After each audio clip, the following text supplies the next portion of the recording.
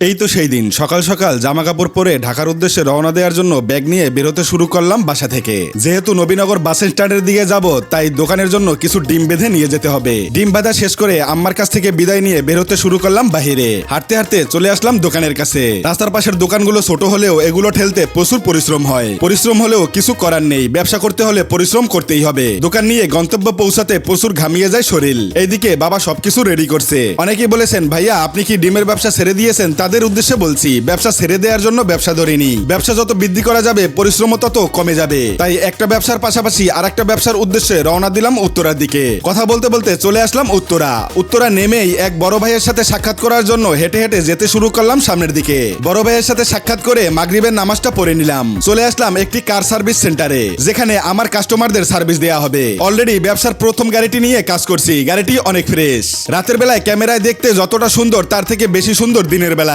গাড়ি নিয়ে চলে আসলাম দিয়াবাড়ি খালি রোডে একটু টান মারতে। গাড়ির কাগজ 27 পর্যন্ত আপডেট। পাঠাও, উবার অথবা প্রাইভেট হিসেবে চালানোর জন্য এই গাড়িটি একদম পারফেক্ট। যারা ভেবে রেখেছেন অল্প দামে ভালো গাড়ি কিনবো, তাদের জন্য এই গাড়িটি বেস্ট। গাড়ির বাহিরের থেকে ভিতরের অংশ আরো ফ্রেশ। বড় ভাইয়ের সাথে আলাপ করলাম গাড়িটি কত দামে বিক্রি করা যায়। আলোচনা শেষে চাওয়া দাম রেখেছি 9,50,000 টাকা। গাড়ির বিস্তারিত ডিটেলস পেয়ে যাবেন কমেন্টস বক্সে। অবশেষে এক কাপ কফি খেয়ে রওনা দিলাম মেট্রো রেল ধরার জন্য মেট্রো রেল স্টেশনে। আমার জন্য ইদানিং মেট্রো রেল খুব কাজে আসে। যাই হোক, অবশেষে মেট্রো রেলে উঠে পড়লাম। সবাই আমার জন্য দোয়া করবেন। এই ভিডিওটা এখান থেকেই রাখছি। সবাইকে আসসালামু আলাইকুম।